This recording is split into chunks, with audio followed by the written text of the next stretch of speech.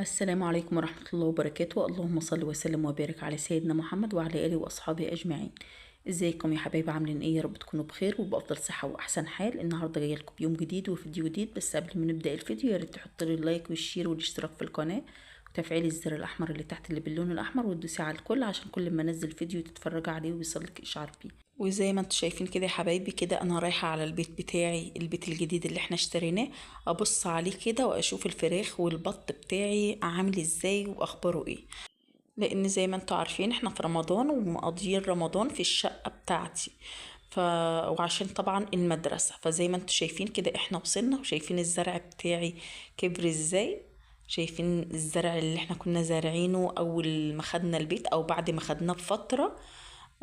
كبر ازاي الزرع، كنت مورياه لكم برضو في فيديو قبل كده وكان لسه صغير خالص. فزي ما انتم شايفين الزرع كبر، حبيت اوريكم كده قدام البيت عامل ازاي. اهو يا حبايبي، شايفين الزرع، زرعنا كده داير ما يدور. الفول الطويل ده فول، والقصير التاني ده جرجير وبصل. زي ما انتم شايفين اهو الفول اهو، والجرجير اللي هو الصغير اللي على الارض، والفول طبعا اللي في الداير ما يدور اللي في الجناب. وادي الناحية التانية برضو فول، بس الزرع الصغير اللي فيه ده خضرة المحشي اللي هي الكزبرة والبقدونس والحاجات دي. يعني احنا حطينا الزرع الصغير خالص في قلب الزرع الكبير، طبعا عشان الكلاب وعشان طبعا الناس اللي رايحة والناس اللي جاية والأولاد اللي طبعا بتلعب. فزي ما انتم شايفين كده يا حبايبي، في قلب الزرع حطينا الجرجير والبصل، والناحية التانية الناحية اليمين حطينا طبعا الشبت والبقدونس والكزبرة وحاجات المحشي كلها. زي ما انتم شايفين كده، حبيت برضو اعمل لكم زوم على الخضار عشان طبعا تشوفوه اكتر. واهو الحمد لله، اللهم لك الحمد ولك الشكر يا رب العالمين. حطوا لي اللايكات الجميلة بتاعتنا ويرفعوا لي الفيديو عشان طبعا اعمل لكم اجزاء تانية من البيت لو عايزين اصور لكم في البيت الجديد ده، لان كل المشاهدات في البيت الجديد من ساعة ما صورت لكم البيت الجديد والمشاهدات بتاعته عالية. فشجعوني كده وقولوا لي اصور لكم في البيت ولا في الشقة بتاعتي. خشوا على الفيديوهات وهتعرفوا انا بتكلم على الشقة وعلى البيت انه. زي ما انتم شايفين كده، طلعت بقى على السطوح عشان طبعا اشوف الفراخ بتاعتي والبط. وزي ما انتم شايفين كده دخلت، وطبعا انا ما باجيش البيت الا كل فترة، لان طبعا الاولاد في المدرسة وطبعا رمضان، فانا ما باجيش الصراحة. جوزي هو اللي بيجي يبص على الطيور ويبص على الفراخ ويبص على البيت طبعا ويحط لهم الاكل والمية. فزي ما انتم شايفين يا حبايبي، بما ان انا طلعت احط لهم بقى المية واحط لهم الاكل اللي انا طالعة بيه برضو، واظبط لهم الدنيا كده طالما انا موجود.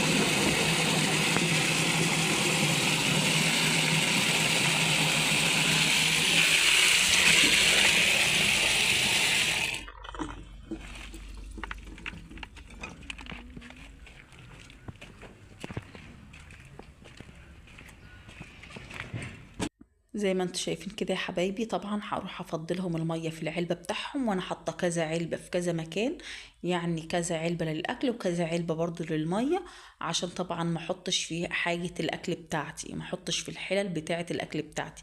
زي ما انتم شايفين كانوا عطشانين، وطبعا كان المكان ده ما كانش فيه مية، كان فيه شوية مية بسيطة جوه، فبرضه هحط لهم تاني مية جوه. زي ما انتم شايفين كده انا حاطة ديات بره وحاطة لهم تاني علبة تانية جوه. فتعالوا كده بقى نبص على البط والفراخ اللي جوه، تعالوا معايا كده. اهو يا حبايبي، بسم الله ما شاء الله، بسم الله الله اكبر، بسم الله اللهم بارك. اهو يا حبايبي، وهحط لهم طبعا طبق الاكل اللي انا طالعه بيه، طبق خضار كده فيه قشر حاجات، قشر بصل وقشر طماطم وحاجات من ديت. هم بيحبوا الخضار جدا جدا، فبحب احط لهم طبعا الحاجات البواقي بتاعت الاكل.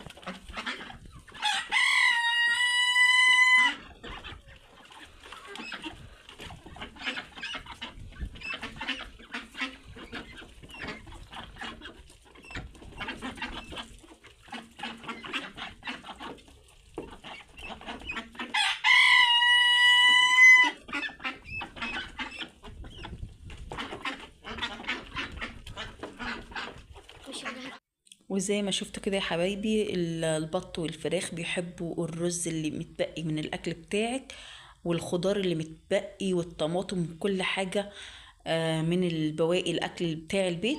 بتلاقي البط بيحبها جدا، والفراخ سواء كان بقت بواقي جرجير بيحبوا الخضار جدا جدا، بيحبوا لكي البرسيم، بيحبوا لكي الحاجات الخضراء جدا. فشايفين منظرهم جميل ازاي، اللهم بارك. سبحان الله.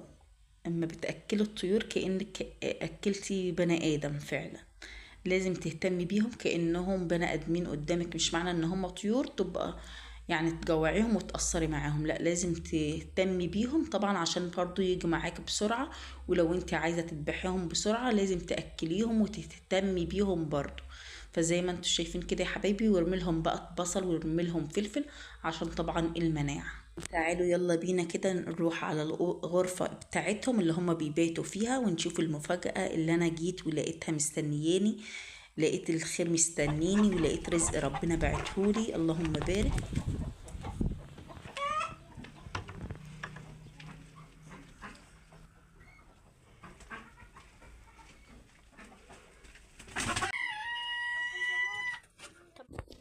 تعالوا كده يا حبايبي نشوف المفاجأة اللي انا جيت ولقيتها مستنياني اهي. لقيت ما شاء الله ما شاء الله اللهم بارك، لقيت الفراخ بتاعتي بشرت كده بالبيض. طبعا البيض صغير لان ده اول بيض جيت لقيته كده، الحمد لله اللهم بارك. طبعا اللي انت بتزرعيه طبعا لازم في يوم هتحصديه. زرعت خير بتلاقيه، زرعت حاجة تانية طبعا بتلاقيها، اللهم بارك. اللهم زدها نعمة وفضل علينا يا رب. باركولي كده يا حبايبي وقولولي لو انتم مربيين فراخ بشرت بعد قد ايه من تربيتها. فزي ما انتم شايفين كده يا حبايبي، طبعا هاخد البيض وانزل طبعا فرحانة ومبسوطة.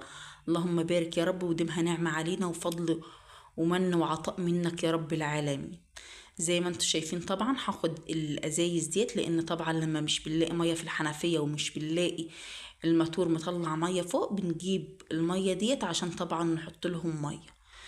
لو انا مش موجودة يعني وجوزي هو اللي بيجي بيطلع ازازتين مية من تحت يفضهم قدامه. فزي ما انتم شايفين حبيت طبعا برضو اوريكم المنظر الطبيعي اللي ورا البيت بتاعنا واللي قدامه كده. اللهم بارك يا رب. عايزاكم كده تباركولي في التعليقات وتقولوا لي ايه اكتر حاجة عجبتكم في الفيديو، وتقولوا لي اخبار فراخكم ايه. وننصح بعض كده يا حبايبي، وندي بعض افكار كده ونساعد بعض بيها، لان طبعا كل واحد فينا ممكن يكون عارف معلومة عن التاني. فزي ما انتم شايفين كده يا حبايبي، باخد لكم لقطة كده من فوق السطوح على الزرع اللي ورا البيت وكده، وبنزل طبعا على تحت اجهز لهم فطار رمضان.